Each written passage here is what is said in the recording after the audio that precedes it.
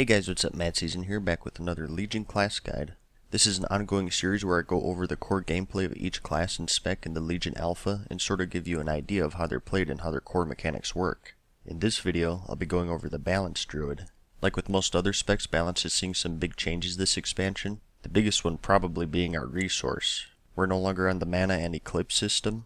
Instead, we have a new resource called Astral Power. It's very similar to the Shaman's Maelstrom power if you saw my enhancement and elemental videos. You have a selection of spells that generate this astral power, and you have some comparatively higher damage spells that spend it.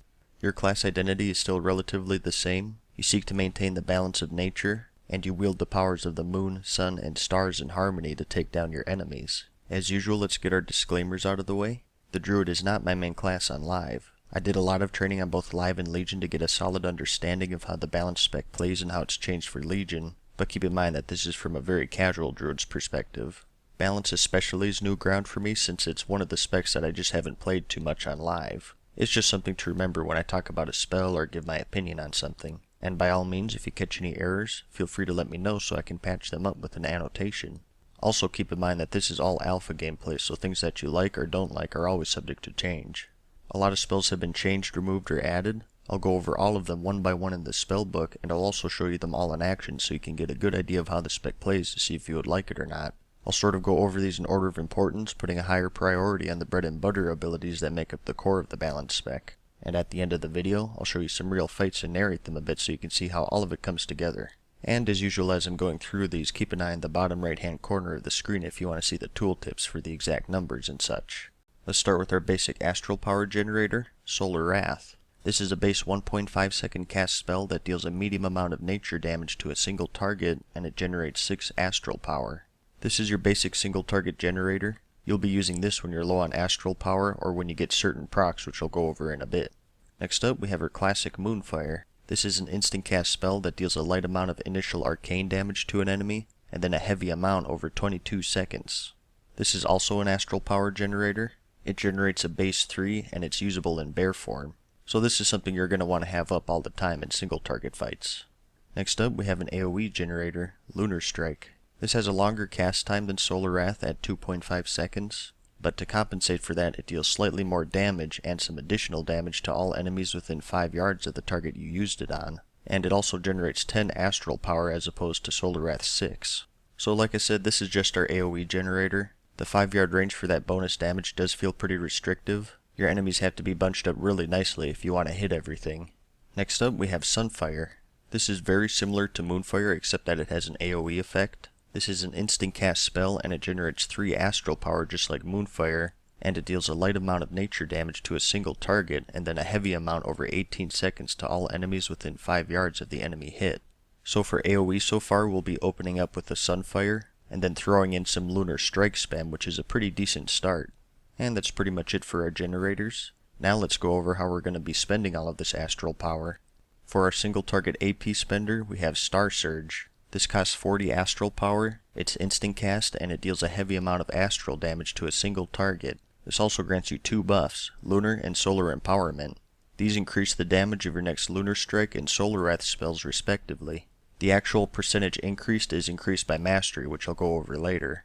You can hold a maximum of 3 charges of these empowerments, and they last for 40 seconds each, which is really nice, and it gives us more than enough time to consume them before they wear off. This makes Lunar Strike a viable single target spell. Another thing worth noting is that this lets you set up some pretty good burst. Due to the high duration of these buffs, it's quite easy to store charges of either solar or lunar empowerment.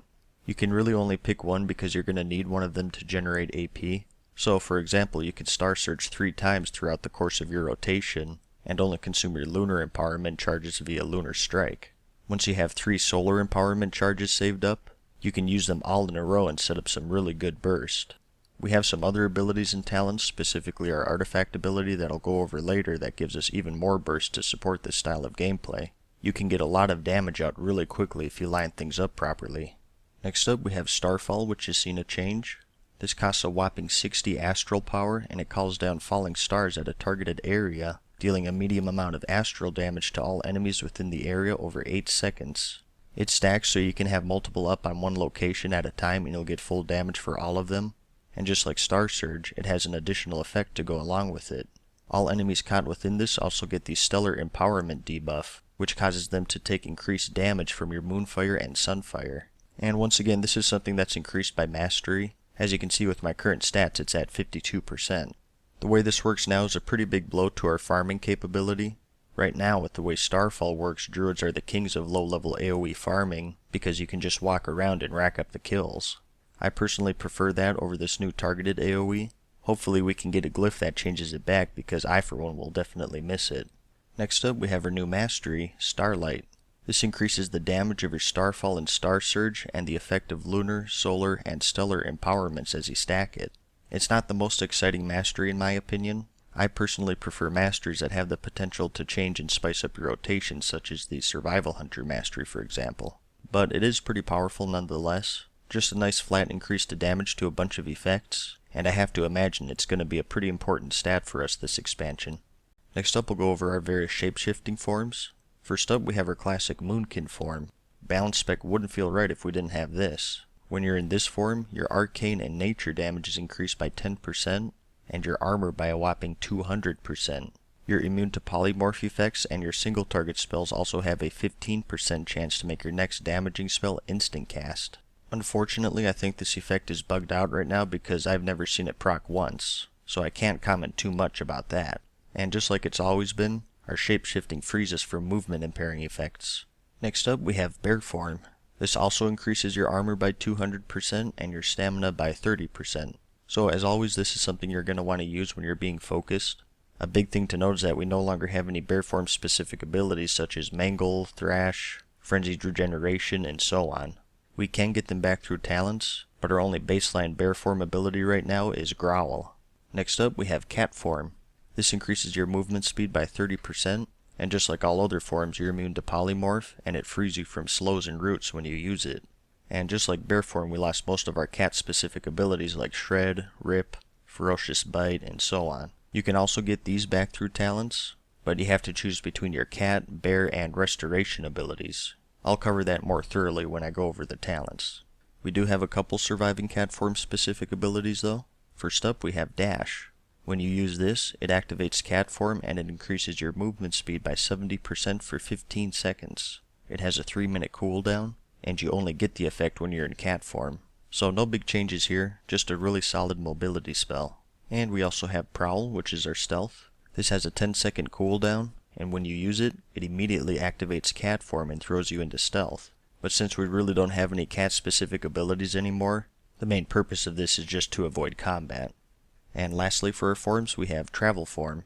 This shapeshifts you into a travel form appropriate to your location. If you're on land you transform into a stag, which increases your movement speed by 40%. If you're in the water you transform into a seal. And if you're in a zone that allows flying you transform into a bird, so it saves you some space on your action bars. Next up we have some cooldowns. Our DPS cooldown is Celestial Alignment.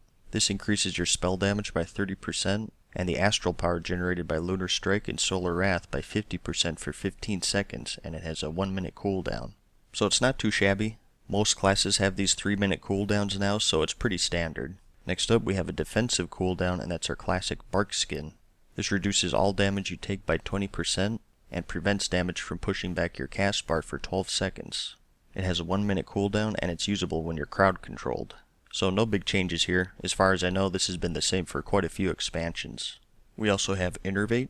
This has a 3-minute cooldown, it's only usable on a friendly healer, and it makes it so none of their spells cost mana for 10 seconds. So this can definitely be a lifesaver for your party. It's probably good that they limit it to healers only, or else you may see a bunch of derpkin using it on warlocks or something. And it gives us some utility, which is always a good thing. We do have some really good spells and talents that gives us something to do other than DPS, which I really like. Speaking of which, next up we have our Solar Beam.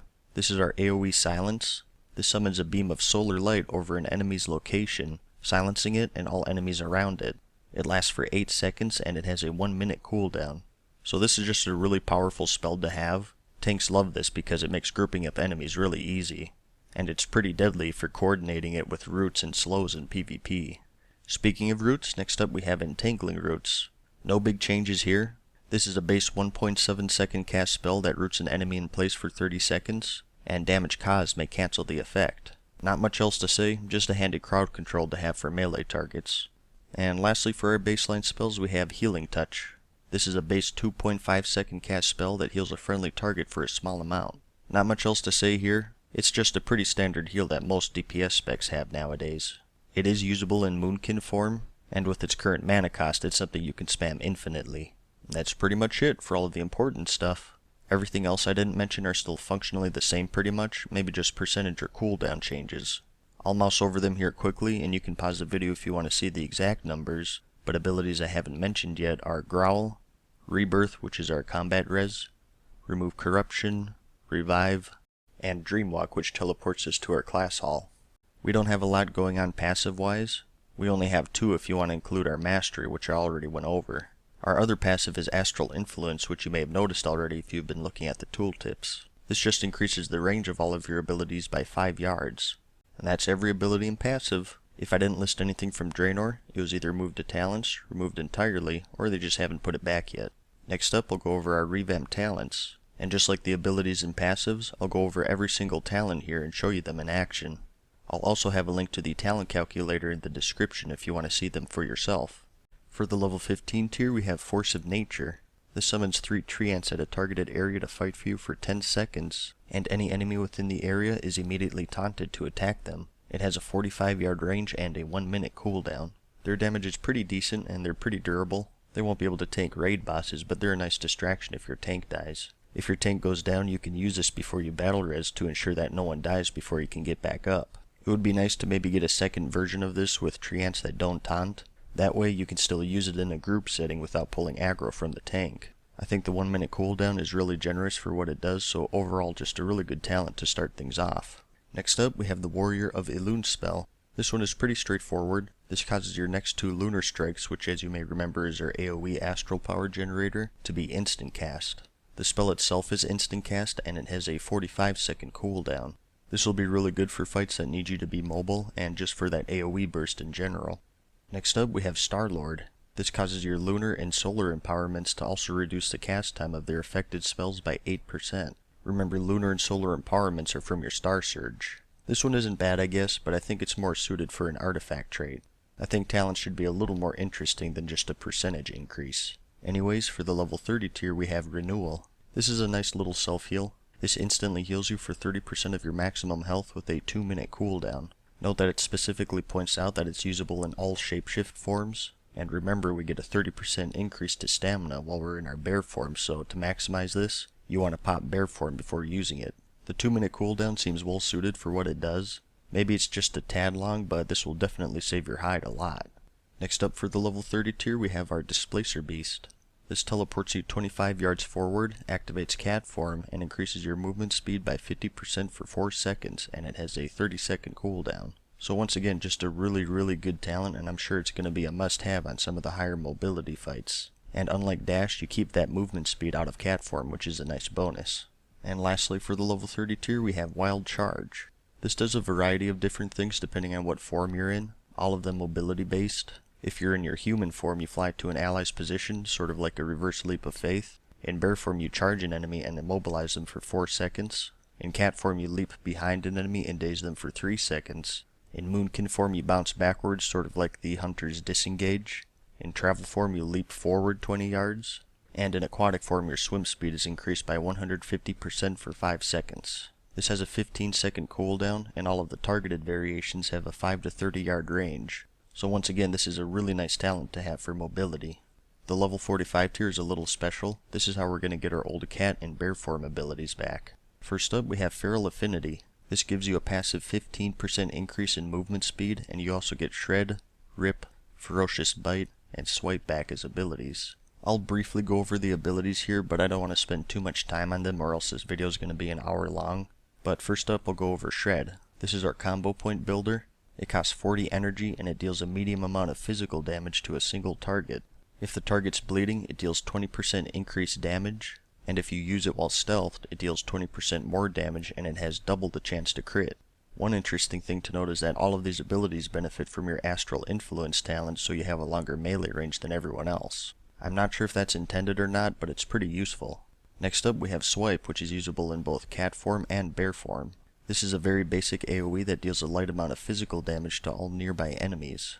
In cat form it costs 45 energy and it deals an extra 20% damage to bleeding targets, and in bear form it has no cost but you don't get that bonus damage. You also have rip, which is how you get the actual bleed. This costs 30 energy, consumes 1 to 5 combo points, and it deals a varying amount of bleeding damage over 24 seconds depending on how many combo points you spent on it. And lastly we get Ferocious Bite, which is our more direct combo point spender. This costs 25 energy, consumes 1 to 5 combo points, and once again deals a varying amount of damage to your target depending on how many points you spent. As for the usefulness of these abilities, they're about as useful as they are on live, I guess. I'm sure they'll be useful in certain situations, especially considering that increased range, but for the most part I think you're going to want to stick in Moonkin form. Next up, for the level 45 tier, we have Guardian Affinity, which is how we're going to get some of our bear form abilities back. This passively makes you take 10% reduced damage, and you also learn Mangle, Thrash, Iron Fur, and Frenzied Regeneration. This definitely seems more useful than Feral Affinity because you get some handy defensive spells as opposed to all damaging spells. First up, I'll talk about Frenzied Regeneration. This is your heal. This costs 10 range, and it heals you for 40% of the damage you've taken within the last 5 seconds over 3 seconds, with a minimum of 5% of your maximum life. It has 2 charges and a base 24-second recharge. It is worth noting that when you enter bear form, you get 20 free rage, so this is something you can cast immediately, which is really handy.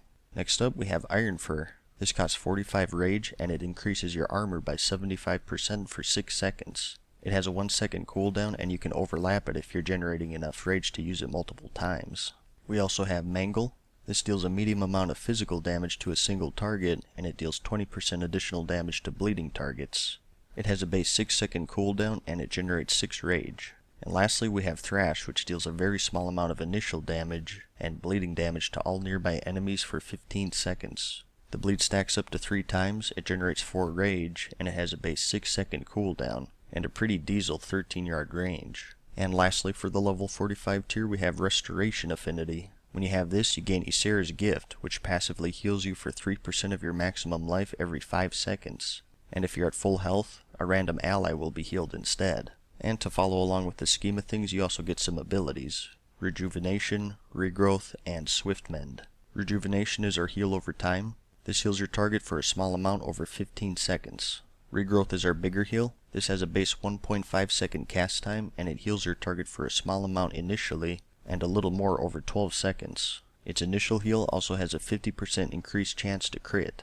It has a faster cast time, and it heals for more than our standard healing touch, but it also has a way bigger mana cost, so it's not something you can spam.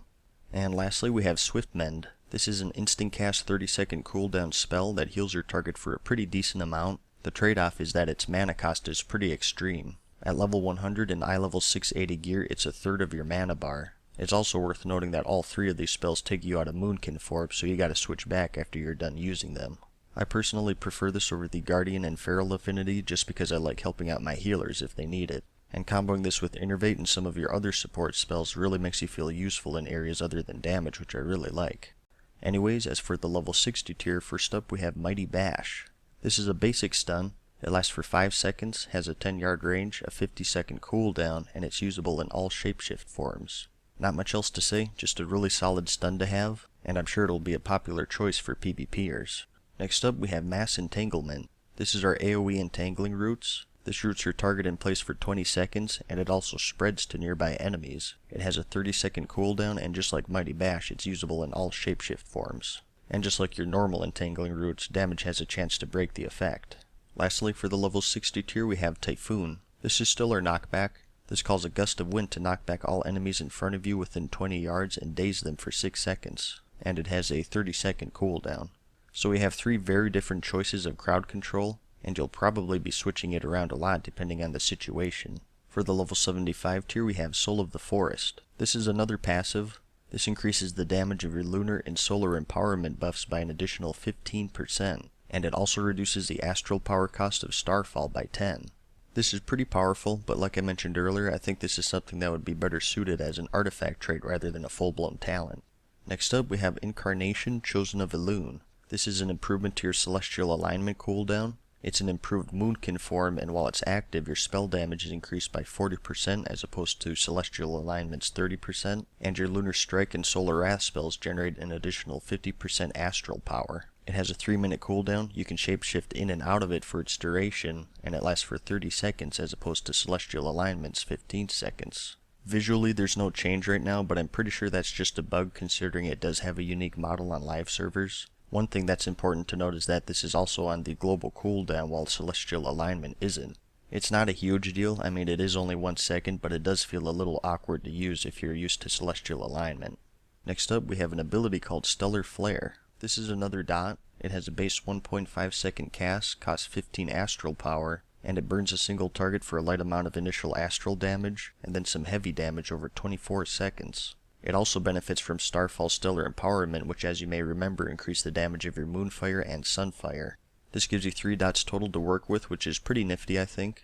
I do think having both an AP cost and a cast time is kind of rough. I think it would be fair to just have one or the other, not both. But it's still a solid talent, and I think it's nice to have that option to have another button to press to spice up their rotation a bit. Once again, just a really good tier, and it's hard to pick just one I think.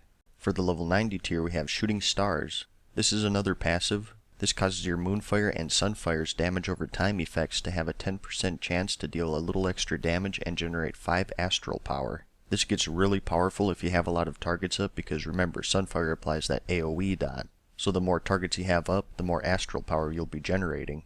It's not too crazy on single target fights, but it's definitely a must-have if you have a lot of targets. Next up we have Astral Communion. This one is really straightforward.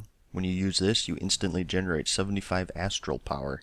It has a 1 minute and 20 second cooldown, and it's worth noting that it's off the global cooldown so you can get some really nice burst in, and I'm sure it's going to be really good for PvP especially. And lastly for the level 90 tier we have Blessing of the Ancients. This is a buff that you can toggle between. We have the Blessing of Elune, which increases the AP generated by Solar Wrath and Lunar Strike by a whopping 40%.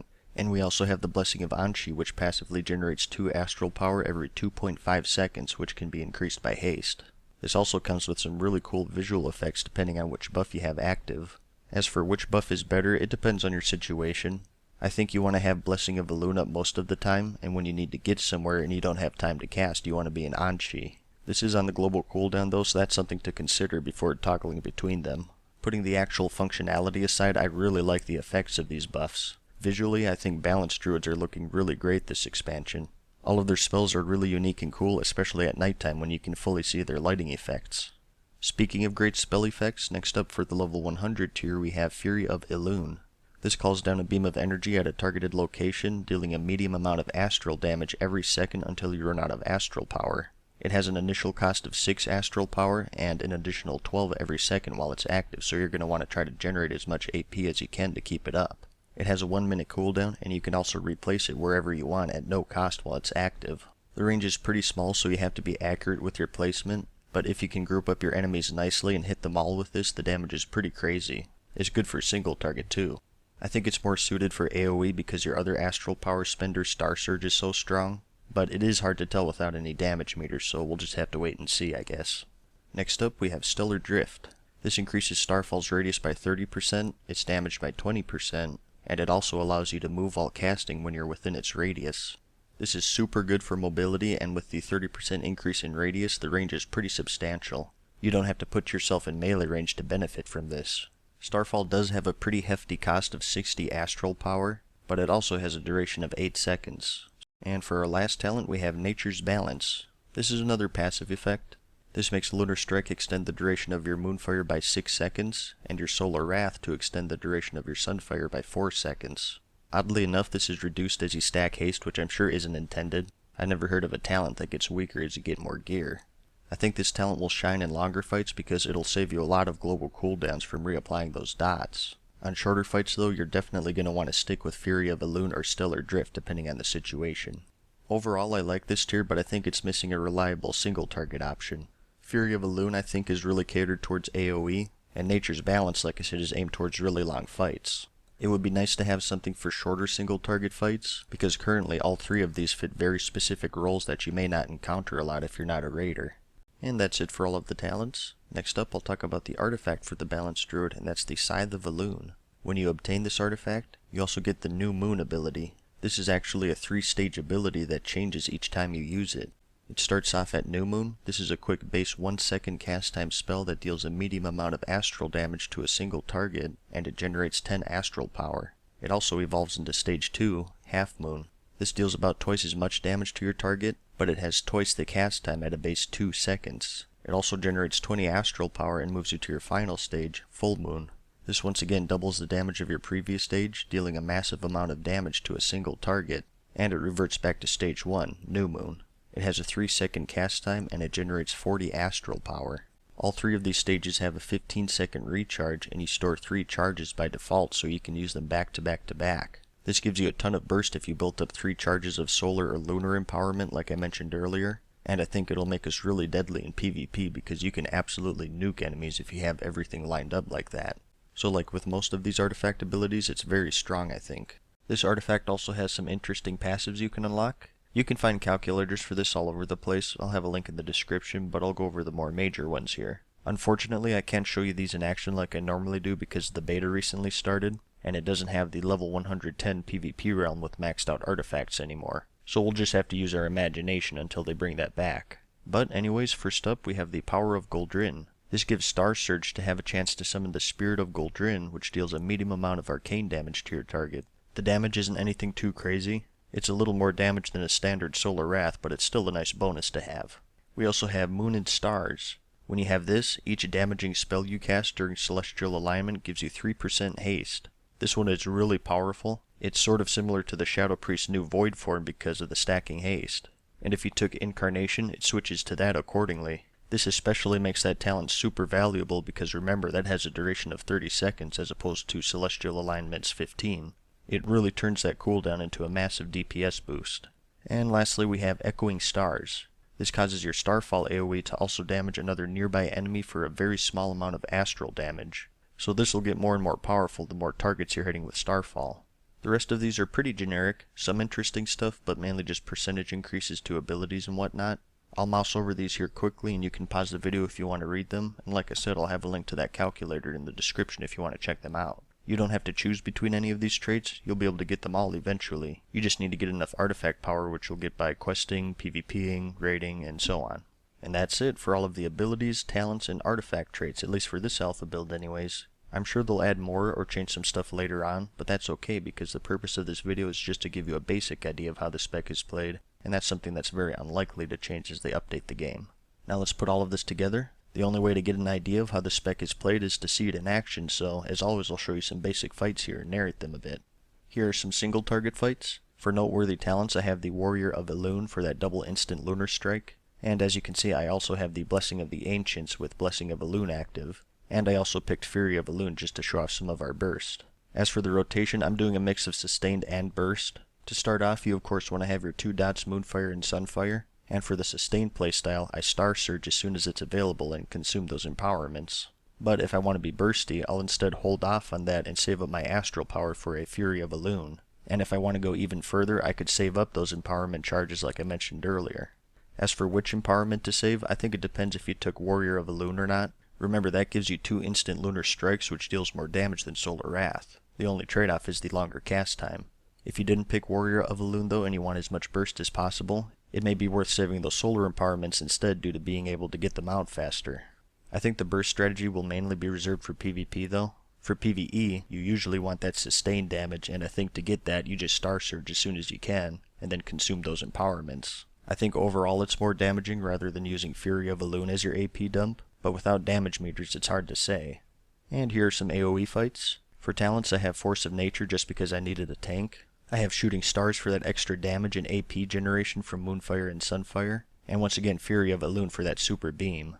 Right now, at least if you take Fury of Elune, our AoE feels very strong. I don't bother using Starfall because I think the astral power is better used on Fury as long as everything is grouped up nicely. The basic rotation is to get Sunfire up on everything, then Lunar Strike spam until you have a decent amount of AP, then drop your Fury of Elune for that big damage. The AP generation from Shooting Stars and the Lunar Strike spam is pretty good. It gives you a decent uptime on Fury. Alternatively, you can grab Astral Communion for that instant 75 AP, which may be a good idea if you don't have enough targets for Shooting Stars to be worth it. So just really good AoE damage overall so far I think, and you have a few different options too. And finally here's a longer single target fight. For talents I'm set up to be a little bursty. I have Warrior of Elune, Incarnation for that more powerful cooldown, Fury of Elune once again, and Astral Communion to make that last as long as possible. I start off the fight with the standard Moonfire and Sunfire, and then follow that up with the Warrior of Elune and Double Lunar Strike, and then Solar Flare spam until I have a good amount of astral power. Then it's time for Fury of Elune. After using that, I go straight into the 3-stage artifact ability since it has really good AP generation, and I try to save Astral Communion for when Fury is about to run out. The damage feels very high at the moment. As you saw, I didn't even get all 3 stages of my artifact ability off, but it is important to note that Fury of Elune isn't going to be good for every fight. It's more suited for fights where there's not a lot of movement going on. You can reposition it, but that still takes time away from your DPS, so here's the same fight without it. So in this one, I'm using Star Surge as my AP spender now, which I think will be more standard than Fury of Elune. The only downside is, like I mentioned earlier, the level 100 tier isn't the greatest for single target. The only other option here is Nature's Balance, which really only shines in dungeon or raid bosses, where you'll save a lot of global cooldowns. So if I could only ask for one improvement for balanced druids this expansion, it would be the level 100 tier. But I guess that about covers it. Hopefully now you have a better understanding and feel of how their core gameplay works. We've seen some pretty substantial changes to be sure, and remember this is speaking as a very casual druid player, but overall I think balance is more fun this expansion. I personally prefer the new Astral Power system over the old Eclipse system, but that's just me. I have a feeling that there are going to be a lot of varying opinions on that, and that's a good thing. People should be passionate about that since it is such a substantial change. But overall I like our playstyle. So far we have a pretty nice mix of single target and AoE, and we feel pretty strong in both of those categories. And you get that damage directly and through dots, so it feels pretty varied to me. I also like how bursty we can get if you go to the trouble of lining everything up. You can go with that sustained consistent damage, or save up your charges and AP to set up a quick kill. It sort of feels like 2 mini playstyles, and I really like that. I can't wait to try out some PvP. On paper it sounds good, but you never know until you actually try it. We also bring a lot of utility to the table with spells such as Innervate, Solar Beam, Combat Res, and the Restoration affinity if you took that. And this really isn't gameplay related, but like I mentioned earlier, some of our spell effects are just awesome. Whoever was in charge of that for this spec deserves some credit, and I hope that they're in charge of other specs as well because I think they did a really good job. Anyways, if you want to see more balanced gameplay, I also did a full dungeon run. No commentary on that though, just some raw gameplay for those of you who want to see more of what this spec is capable of. I'll have an annotation for that right here and a link in the description if you want to see that. And as always, feel free to leave me a message about your opinion on the state of the spec for Legion. Whether or not you like the changes though, I hope you at least found the video informative, interesting, or entertaining in some way. I had a lot of fun making it, and I hope you had a lot of fun watching it. Thanks for checking it out. I'll be doing guides like this for every class and every spec in the game, so keep an eye out for those if you're interested. And if you have any feedback or suggestions, feel free to leave me a message. There's always room for improvement.